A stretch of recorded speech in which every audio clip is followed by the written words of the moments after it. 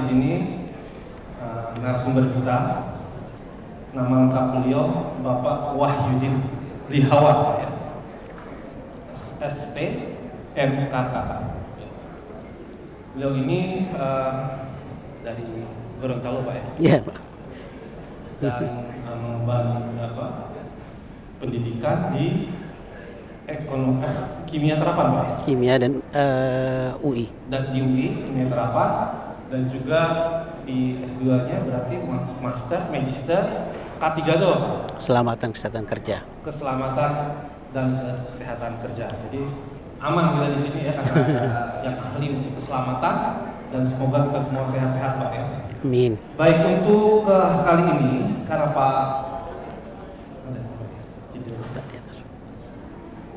karena beliau ini juga adalah salah satu konsultan yang mendampingi kita dalam memperoleh ISO 37001 di tahun ini. Nah, beliau juga mendapat tugas nanti, Pak, mungkin berlanjut akan melanjutkan persiapan yang sudah kita lakukan di ISO 9001 di tahun 2023 nanti untuk audit, Pak, ya, dan untuk memperoleh sertifikat ISO 9001, dan juga ke depannya nanti kita juga ada ISO 27001. Nah, kalau kita lihat pada kesempatan sesi ini, beliau akan menyampaikan juga nanti mengenai standarisasi sistem manajemen mutu pada layanan KI menuju World Class IP Office. Beliau ini juga adalah direktur utama dari BSC Consulting, Pak, ya. BSC itu artinya singkatannya, Pak? Batata Sistem Caraka. Batata Sistem Caraka. Baik, tidak berlama-lama, Pak, kita langsung saja, kita punya waktu sampai jam 8.04 mungkin, ya. Silahkan Bapak untuk menyampaikan paparannya. Saya persilahkan, Pak, mungkin nanti ada Asrot yang membantu, silahkan untuk ditampilkan kepada Pak Wahyu, kami persilahkan. Baik, terima kasih Pak Andri. Assalamualaikum warahmatullahi wabarakatuh. Assalamualaikum warahmatullahi wabarakatuh. Saya ulangin. Assalamualaikum warahmatullahi wabarakatuh. Terima kasih. Selamat malam Bapak Ibu semuanya. Pertama saya mengucapkan terima kasih kepada DJKI yang kembali meminta saya untuk sharing pada kegiatan kali ini terkait dengan standarisasi sistem manajemen mutu pada layanan KI menuju World Class IP Office. Jadi ini adalah tema yang diminta oleh panitia, dalam hal ini dari P2L, ya, untuk disampaikan pada sesi kali ini. Bapak Ibu yang saya hormati, yang terhormat Pak Yasmun, Pak Direktur Paten, dan juga Ibu Direktur Kerjasama. Terima kasih sudah hadir. Dan Bapak Ibu semuanya yang hadir di sini. Dalam waktu singkat saya diminta menyampaikan terkait dengan standarisasi sistem manajemen mutu pada layanan KI menuju World Class IP Office. Jadi seperti diketahui Bapak Ibu, baru saja DJKI dinyatakan certified untuk ISO 37001, ya. Kita applause dulu karena selain kita meraih sertifikat, juga kita meraih hasil sempurna, Bapak Ibu. Jadi nihil NC, non conformity atau temuan, gitu, ya. Ini sebenarnya bagi kami juga luar biasa sebenarnya, karena penerapannya sekaligus untuk 7 direktorat. Ini tidak main-main. Biasanya di kementerian itu per direktorat. Kali ini berjalan sekaligus untuk 7 direktorat dan hasilnya adalah tanpa temuan. Ini tentunya ini tidak bisa kita dapatkan tanpa kerjasama, tanpa dukungan dari semua pimpinan tinggi di DJKI dan juga seluruh Bapak Ibu pegawai di DJKI. Jadi sekali lagi saya mengucapkan selaku konsultan yang mendampingi, mengucapkan selamat atas pencapaiannya. Namun ini memang harus kita pertahankan setiap tahun tentunya, dan ini bukan hal yang mudah tentunya untuk mempertahankan. Tapi memang ini prestasi luar biasa bagi Bapak Ibu DJKI ya. Baik, untuk saat ini kita masih ada PR, yaitu kaitannya dengan sistem manajemen mutu Bapak Ibu ya. Nah, kalau yang kemarin itu adalah sistem manajemen anti penyuapan. Nah, judulnya adalah standarisasi sistem manajemen mutu. Jadi kita akan membuat sebuah standarisasi pada tata kelola mutu kita, tentunya mutu layanan gitu ya. Jadi ini adalah menjadi tugas berat kita, mengingat tadi juga sudah disampaikan terkait dengan pencapaian kinerja tahun 2022 ya, yang memang sangat baik sekali pencapaiannya, dan ini tentunya menjadi bekal bagi kita untuk meraih sertifikat ISO 9001 2015 di tahun depan insyaallah.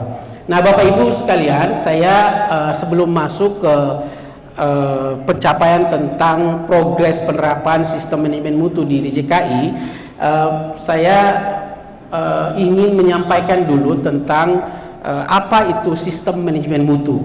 Nah, karena kita akan melakukan standarisasi terhadap sistem manajemen mutu. Jangan sampai kita berpikiran bahwa kita punya pekerjaan tambahan selain dari pekerjaan rutin kita yang diamanatkan oleh tugas dan fungsi kita. Nah, ini makanya supaya kita punya kesamaan di dalam berpersepsi terhadap sistem manajemen mutu yang akan kita bangun di DJKI. Lanjut. Nah, oke. Jadi Bapak Ibu, lanjut. Oke, saya harus melihat ke sana. Oke. Oh ya, di sini kelihatan. Ya, baik. Jadi sistem manajemen mutu itu kalau kita pahami secara sederhana, sebenarnya adalah rangkaian dari elemen-elemen di dalam organisasi. Jadi kita tahu bahwa setiap organisasi pasti ada banyak elemen di dalamnya. Elemen orang, elemen proses, elemen teknologi, elemen struktur organisasi, culture-nya, value-nya dan sebagainya. Nah, bagaimana kita mengelola elemen-elemen ini agar bersinergi, agar bisa berinteraksi dengan baik sehingga bisa menghasilkan output yang baik. Nah, inilah yang disebut sebagai sistem manajemen mutu. Jadi kalau kita ingin membangun sebuah sistem manajemen mutu atau ingin menstandarisasi sebuah sistem manajemen mutu kita, maka yang harus kita lakukan adalah kita mengelola interaksi antar elemen-elemen di dalam organisasi, mengelola orangnya, mengelola proses-prosesnya, interaksi antar orang dengan prosesnya, interaksi antar orang dengan teknologi yang digunakan, dan ini tidak mudah. Karena kemampuan kita di dalam membangun interaksi yang baik antar elemen di dalam organisasi itu akan mengantarkan kita pada kinerja yang efektif dan efisien. Nah, jadi sebenarnya ketika kita ingin menstandarisasi sistem manajemen mutu, kita ingin menstandarisasi bagaimana kita mengelola interaksi, sinergitas antar proses-proses, antar elemen-elemen di dalam organisasi DJKI. Nah, ini tidak mudah karena orang mempunyai perbedaan yang cukup signifikan. Kemudian tugas dan fungsi juga berbeda, prosesnya berbeda. Nah, bagaimana kita merangkai ini menjadi sebuah tata kelola yang baik sehingga bisa bersinergi antar elemen-elemen di dalam DJKI itu sendiri. Jadi inilah yang akan kita lakukan ketika kita ingin menstandarisasi sistem manajemen mutu DJKI. Jadi sekali lagi Bapak Ibu, kita ingin mengelola elemen-elemen yang ada di dalam organisasi DJKI ini supaya bisa berinteraksi dengan baik, bersinergi dengan baik untuk bisa mencapai satu tujuan yang sama. Nah, inilah yang memang tidak mudah karena bagaimana mensinergikan antar direktorat, kemudian di dalam tubuh direktorat itu sendiri ini juga memang adalah pekerjaan yang memang tidak mudah, harus mendapat dukungan dari semua pihak. Jadi ini yang semua dimaksud dengan standarisasi sistem manajemen mutu. Next. Nah, jadi karena ini adalah pekerjaan mensinergikan semua proses-proses di dalam sebuah organisasi DJKI, yang cukup besar ini, maka ini adalah keputusan strategis dari pimpinan untuk bisa menggunakan ISO 9001 ini sebagai tools, sebagai alat bantu bagi DJKI di dalam membangun sebuah sistem atau tata kelola kualitasnya. Ya, untuk itulah saya sangat mengapresiasi sebagai konsultan pendamping bahwa DJKI menetapkan ISO 9001 dan juga ISO 37001 ini sebagai program unggulan. Ini menunjukkan komitmen yang sangat tinggi dan pemahaman yang luar biasa dari jajaran pimpinan yang menyadari bahwa ini perlu dikelola dengan sebuah tools, dan toolsnya ini adalah sebuah standar internasional yang kita sebut sebagai ISO 9001 2015 dan juga ISO 37001 2016 terkait dengan sistem manajemen anti penyuapan. Jadi sekali lagi ini adalah bukan hanya sekedar dijadikan program, tapi menjadi program unggulan.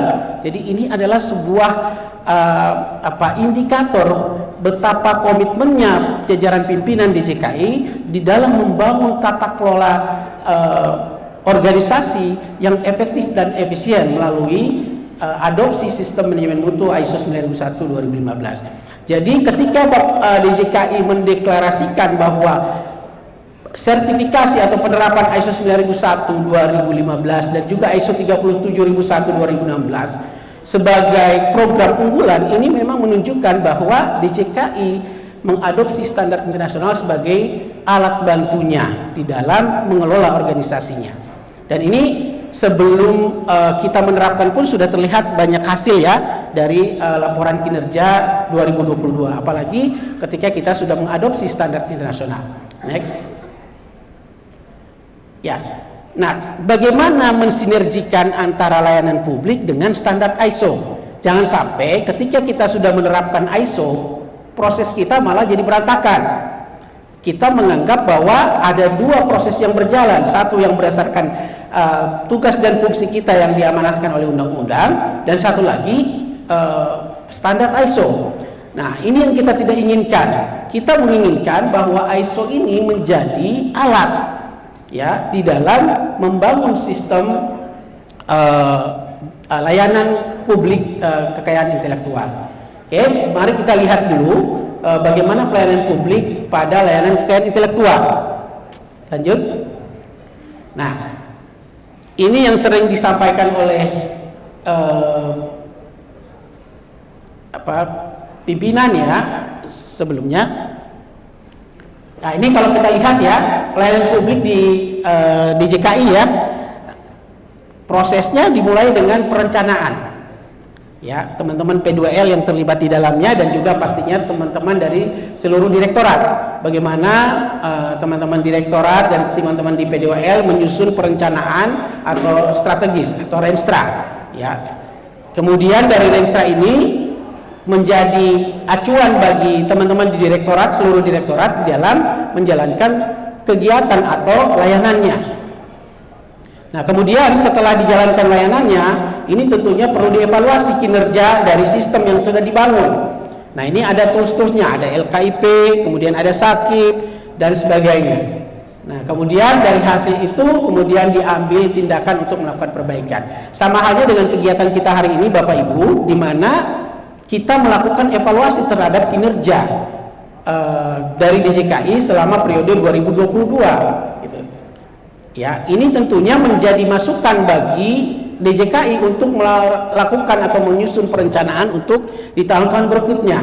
Nah, ini sebenarnya sejalan dengan apa yang diminta oleh sistem manajemen mutu ISO 9001 2015. Makanya kami pun sangat mengapresiasi kegiatan ini, apalagi dalam kegiatan ini ada agenda pemaparan program ya, program kerja dari masing-masing direktorat ya, berdasarkan hasil evaluasi tentunya.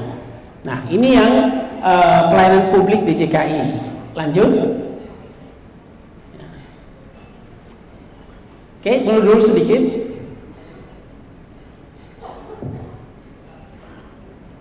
Oke, lanjut. Nah, Kita Bapak Ibu seperti diketahui sebenarnya sudah berjalan sejak tahun 2022, namun memang baru direncanakan untuk diaudit di tahun 2023. Nah, kami ingin menyampaikan progres yang sudah dijalankan selama tahun 2022 ini. Lanjut. Oke, ini alur standarnya, alur standarisasi yang sudah dijalankan di DJKI, diawali dengan kita menyusun Renstra, ya, rencana strategik. Kemudian di sini kita menetapkan ruang lingkup penerapan dari sistem manajemen mutu di DJKI. Nah, kemudian baru kita membangun sistemnya.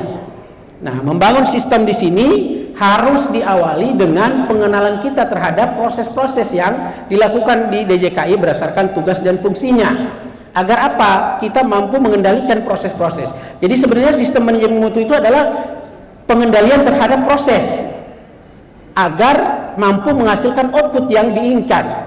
Jadi ketika kita melakukan standarisasi terhadap sistem manajemen mutu, berarti kita menetapkan atau menstandarisasi cara kita untuk mengelola proses-proses, misalnya proses pelayanan permohonan paten, proses pengelolaan kerjasama dalam negeri maupun luar negeri dan seterusnya. Ini yang akan kita lakukan di dalam kita membangun sistem manajemen mutu. Nah, kemudian setelah kita menstandarisasi, tentunya kita melakukan evaluasi. Ya, kita melakukan evaluasi terhadap pengendalian proses-proses yang sudah kita tetapkan, dan kemudian baru kita mengambil tindakan untuk menyusun rencana selanjutnya. Oke, lanjut. Jadi yang sudah dilakukan oleh DJKI selama tahun 2022 adalah yang pertama, lanjut. Ya. Kita sudah mengidentifikasi isu-isu ya yang ada di DJKI, dan ini sebenarnya sudah tertuang di dalam dokumen Renstra gitu ya. Jadi memang kita melihat bahwa proses di DJKI ini sebenarnya sudah sangat baik ya. Tinggal kita menstandarisasi sebenarnya agar ini menjadi indikator bagi DJKI di dalam mengukur kinerjanya. Nah, ini kita sebenarnya sudah kalau kita melihat dari standar ISO, sebenarnya ini sudah dilakukan oleh DJKI. Ya, bagaimana kita mengenali, seperti halnya kegiatan hari ini.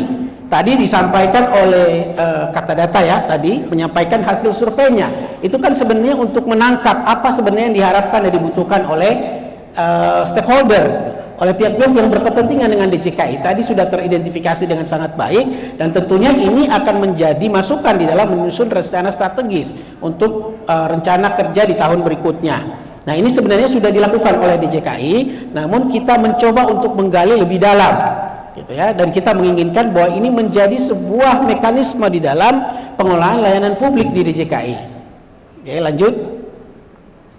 Nah, isu-isu yang berhasil kita lihat ya, atau berhasil diidentifikasi oleh DJKI, dan ini tertuang di dalam Renstra. Dan kalau kita lihat apa yang dipaparkan oleh teman-teman dari Kata Data tadi, itu mirip sekali dengan, artinya isu ini memang relevan gitu sebenarnya di DJKI, sesuai dengan apa yang disampaikan oleh teman-teman dari Kata Data tadi yang sudah melakukan survei indeks kepuasan masyarakat gitu ya. Tadi isu terkait dengan kompetensi SDM, kita melihat memang ada beberapa titik dari proses yang dilakukan di DJKI ini, dan ini teridentifikasi di dalam manajemen risiko. Itu teridentifikasi, salah satunya adalah soal jumlah SDM dan soal kompetensinya ya. Jadi ini yang juga menjadi isu. Kemudian soal proses bisnis, kemudian soal harmonisasi peraturan dan lain sebagainya. Ini isu-isu yang sebenarnya ada di Renstra. Nah, dari hasil review ya tahun 2022, ini harusnya menjadikan masukan baru bagi kita untuk bisa memasukkan ini sebagai isu-isu strategis di DJKI. Gitu ya. Oke, lanjut.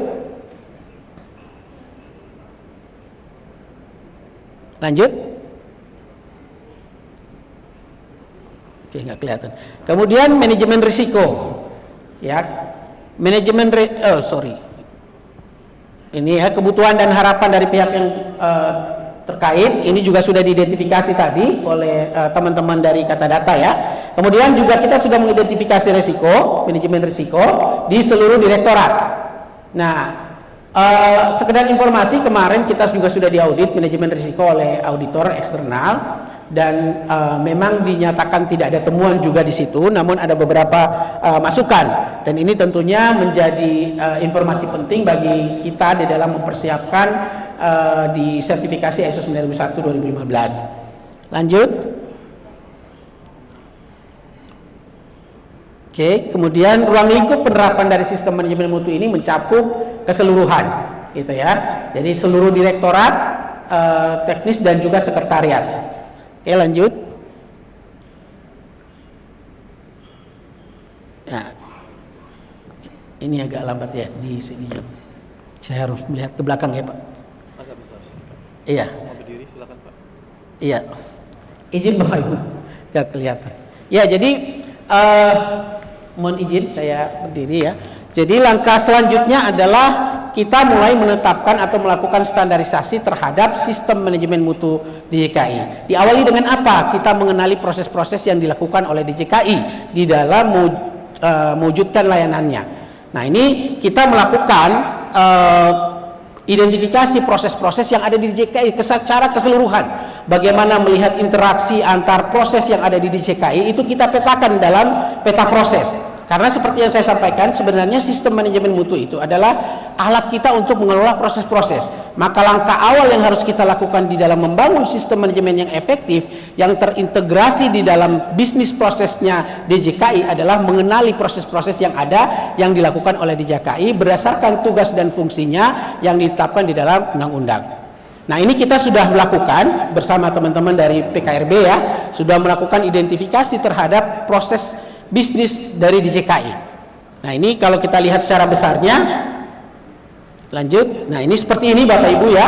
Jadi saya tidak bisa menjelaskan secara detail karena waktunya terbatas, tapi ini sudah menggambarkan rangkaian proses yang dilakukan oleh DJKI. Kita membagi ke dalam 3 proses. Proses inti, kemudian proses strategis. Proses strategis itu yang terkait dengan perencanaan, di mana di sana teman-teman P2L terlibat. Kemudian proses evaluasi, juga teman-teman P2L. Kemudian proses inti adalah proses layanan kita, ya, mulai dari paten, kemudian merek, hak cipta dan seterusnya. Ya, kemudian di sana juga ada proses pendukung, ya, TI, kemudian sekretariat dan sebagainya. Nah, ini coba kita identifikasi proses awal di mana dari kita mengacu pada peraturan perundangan dan kebutuhan dan harapan dari stakeholder sampai dengan kita menghasilkan layanan. Tetapi tidak itu saja. Bagaimana jika tadi disebutkan soal pasca pelayanan ya, pasca layanan itu juga masuk di dalam proses bisnis ini. Jadi ini menjadi acuan DJKI nantinya di dalam menjalankan tusinya. Jadi kita bisa lihat di sini kita menggambarkan interaksi antar prosesnya. Bagaimana hubungan direktorat kerjasama dengan direktorat teknis lainnya. Ini tergambar di sini. Direktorat TI dengan direktorat teknis lainnya. Ini juga tergambar di sini. Sehingga kita memahami bahwa ya output yang dari proses sebelumnya akan menjadi input untuk proses yang berikutnya. Sehingga jika kita memastikan masing-masing kita memastikan output kita mengeluarkan output yang baik, maka teman-teman yang menerima output kita juga akan mendapatkan input yang baik, sehingga mereka akan lebih efektif di dalam menjalankan prosesnya. Jadi dalam melakukan standarisasi sistem manajemen mutu di DJKI, kami mengawali dengan mengenali proses-proses yang ada di DJKI. Kemudian kita mengenali interaksi di antara proses-proses itu. Ya, ini tergambar sekali di sini. Ini ada warna-warna, ini menggambarkan warna-warna direktorat. Ya. Oke, lanjut. Kemudian setelah kita memahami bisnis prosesnya di DJKI serta interaksinya, kemudian kita membuat standarisasi terhadap proses itu. Kita menetapkan standar layanannya, ya, menyusun CFM, SOP dan sebagainya terhadap proses bisnis DJKI. Nah, ini sebenarnya secara paralel DJKI juga sudah melakukan ya. Jadi kita saling bersinergi dalam hal ini. Nah, kita juga menetapkan bagaimana cara kita mengontrol setiap proses ini. Nah, karena DJKI sudah menggunakan sudah web based gitu ya, sudah digital, maka metode pengukuran ini kita harapkan juga menggunakan alat digital gitu. Jadi tidak lagi manual. Maka kemarin saya meminta kepada teman-teman dari TI, nanti kedepannya kita perlu diskusi bagaimana memonitor, mengukur, mengontrol proses yang dilakukan oleh teman-teman di Direktorat Teknis. Lanjut. Nah, kemudian soal kepemimpinan ini juga kita tidak ragukan ya, bahwa DJKI mulai dari pimpinan DJKI, kemudian pimpinan tinggi Pratama dan seluruh ya pejabat, koordinator, subkor dan seluruh pegawai ini komitmennya terhadap sistem ini luar biasa. Kami pun jujur mengapresiasi ini kalau kami bandingkan pun dengan apa yang pernah kami tangani di dalam tanda petik kementerian yang lain, itu memang agak berbeda ya. Dari sisi komitmennya itu luar biasa, dari sisi sumber daya manusia juga luar biasa gitu. Dan ini tentunya akan menjadi bekal bagi DJKI untuk bisa membangun sistem manajemen mutunya, mengelola proses-prosesnya sehingga apa yang menjadi target dalam setiap pelayanannya itu tercapai. Oke, lanjut. Nah, ini sudah kita tetapkan, ini contoh-contohnya, tapi karena ini tahun yang baru Bapak Ibu, berarti kita harus mereview kembali ya. Lanjut. Ya. Ini juga DJKI sudah menetapkan renjanya ya sebagai rencana mutu. Nah, kalau di kita sebenarnya renja ya, rencana kerja ini pun sudah ada, tentunya di tahun 2023 harus dibuat lagi karena saya lihat juga di agendanya ini ada di dalam penyusunan program kerja setiap direktorat ya. Oke, lanjut. Nah, ini contohnya, ini yang tahun 2023 sudah kita susun, 2022, kemudian 2023 akan disusun selanjutnya. Lanjut. Nah, kemudian yang tak kalah pentingnya adalah soal supporting, pendukung. Satu, pertama DJKI sudah menggunakan digitalisasi, maka infrastruktur IT-nya ini menjadi salah satu hal yang sangat penting untuk dikelola dengan baik sehingga bisa mendukung pelaksanaan atau berjalannya proses-proses layanan teknis. Kemudian juga bukan hanya itu, juga soal infrastruktur, fasilitas ya, sarana dan prasarana, dan juga soal anggaran. Nah, saya rasa ini tidak menjadi masalah untuk DJKI ya. Kemudian, nah ini ada soal pengembangan manusia, sumber daya manusianya. Ya, ini nanti mungkin kita harus mengelola lagi soal pengembangan sumber daya manusianya. Ini mungkin relevansinya dengan teman-teman di kepegawaian, ya, mulai dari sistem penerimaan, kemudian penempatan, pengembangan, ya, kompetensi dan penilaian kinerja. Ini kalau di 37 kemarin memang dia tidak mendalam soal ini, dia hanya ingin memastikan apakah orang yang kita rekrut itu atau kita tempatkan adalah orang yang layak secara track recordnya. Tapi kalau di sistem manajemen mutu ini akan dilihat secara prosesnya, bagaimana tata cara rekrutmen, tata cara penempatan, pengembangan pegawai, penilaian kinerja, itu semua menjadi concern di dalam pengembangan sistem manajemen mutu atau standarisasi. Jadi kita perlu menstandarisasi ini soal pengembangan sumber daya manusia. Kemudian soal infrastruktur juga ya, ini ada kaitannya dengan bagian umum BMN dan ULP ya, dan Direktorat TI ya. Ini juga menjadi hal yang sangat penting untuk kita lihat nanti. Kemudian soal anggaran. Yang berikutnya soal komunikasi internal dan eksternal. Ini mungkin relevansinya dengan teman-teman humas ya. Tapi kami sendiri melihat bahwa komunikasi di internal, proses pengelolaan komunikasi ini di DJKI sudah sangat baik ya kalau kita lihat. Kemudian pengelolaan dokumen. Nah, ini mungkin juga menjadi PR kita. Ini berhubungan dengan PKRB ya, tata kelola dokumen dan record. Ini juga mungkin perlu kita kelola lebih lanjut. Lanjut. Nah, kemudian kita mengendalikan proses-proses yang ada di DJKI. Kita menetapkan standar pelayanan, menetapkan kriteria dari setiap proses, kemudian kita membangun sistem manajemen mutu. Jadi ini memang sangat baik kegiatan ini. Saya melihat ini adalah sebuah kegiatan yang sangat luar biasa dan ini memang sesuai dengan mindset dari sistem gitu, ya. Kemudian lanjut, dan untuk kegiatan internal audit dan tinjauan manajemen ini yang belum kita lakukan. Jadi Bapak Ibu semuanya, untuk tahun 2023 kita punya rencana untuk melakukan beberapa tahapan lagi. Lanjut ya, lanjut. Oke, jadi tahapan pertama nanti kita perlu mereview ulang proses bisnis, mungkin Pak Andri ya, dari yang karena ini sudah ada beberapa perubahan, jadi kita perlu review ulang. Kemudian juga kita mereview Renstra, terutama Renja yang tahun 2023. Kemudian juga kaitannya dengan evaluasi kinerja. Ini di tahap awal, karena kemarin ada permintaan dari Pak PLT untuk dimulai sejak Januari proses ini, sehingga kita bisa lebih awal untuk bisa mendapatkan sertifikat ISO 9001. Lanjut, jadi kita akan lakukan ini sampai Januari-Februari. Kemudian ini juga kita akan kelola terkait dengan pengolahan SDM tadi, ya. Kemudian terkait dengan pengolahan komunikasi, mungkin akan berhubungan dengan Humas, teman-teman Humas. Kemudian pengolahan keuangan dan pengolahan pengadaan barang dan jasa, ini dengan teman-teman ULP. Kemudian pengolahan infrastruktur, ya ini kalau di ISO 9001 ini penting sekali, ya karena ini dianggap sebagai pendukung untuk mendukung proses layanan, ya. Kemudian juga kaitannya dengan pengolahan komunikasi.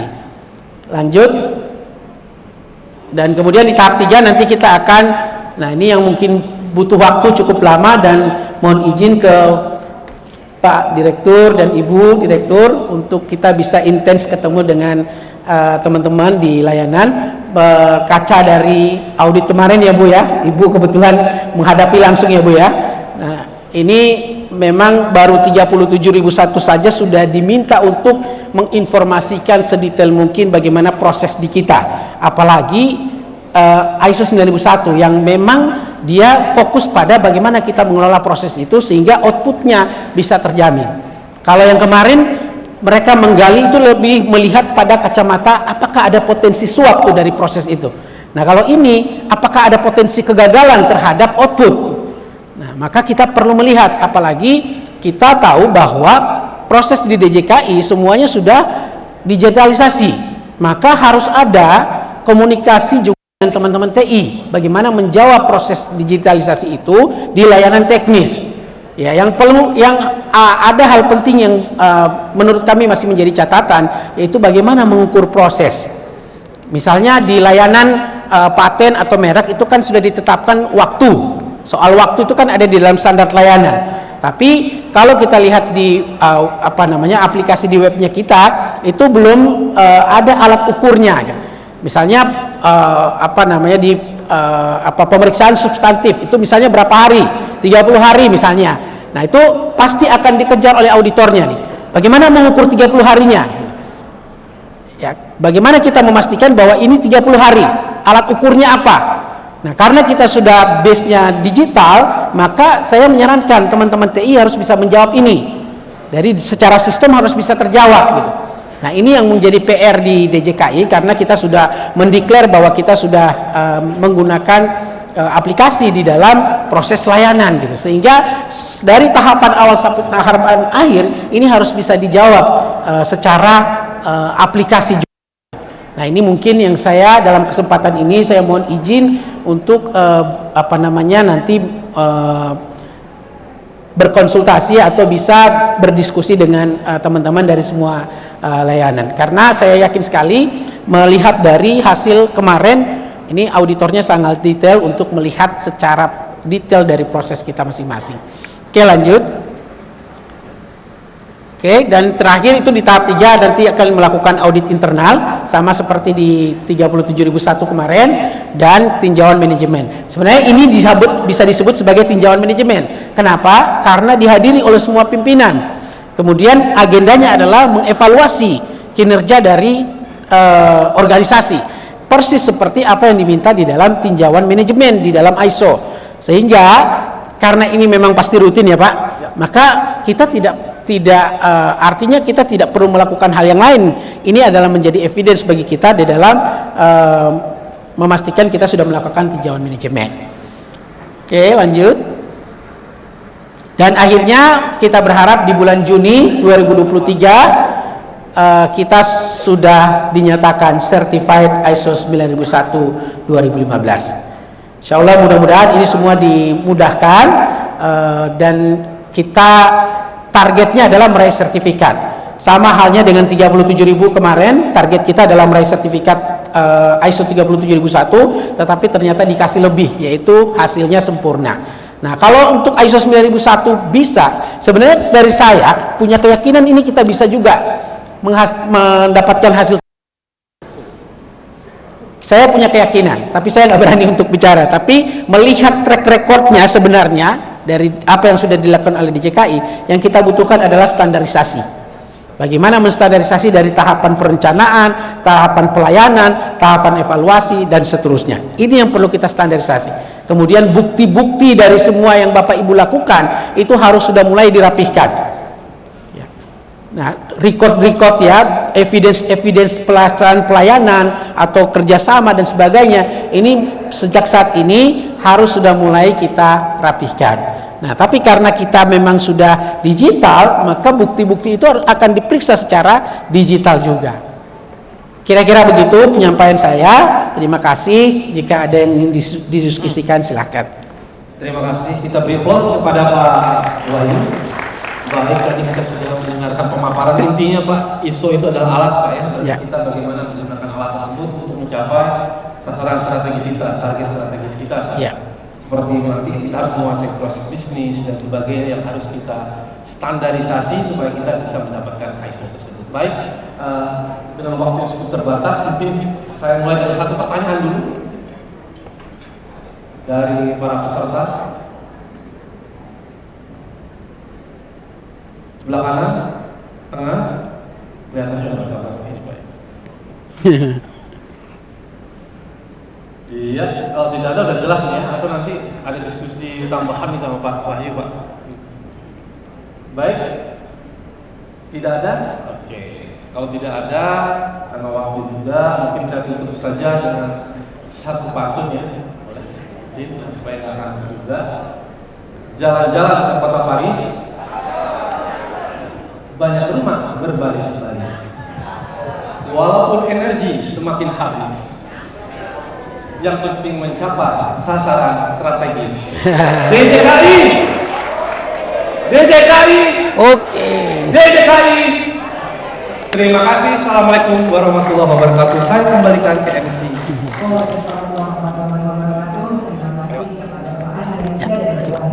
kasih Pak. Ya.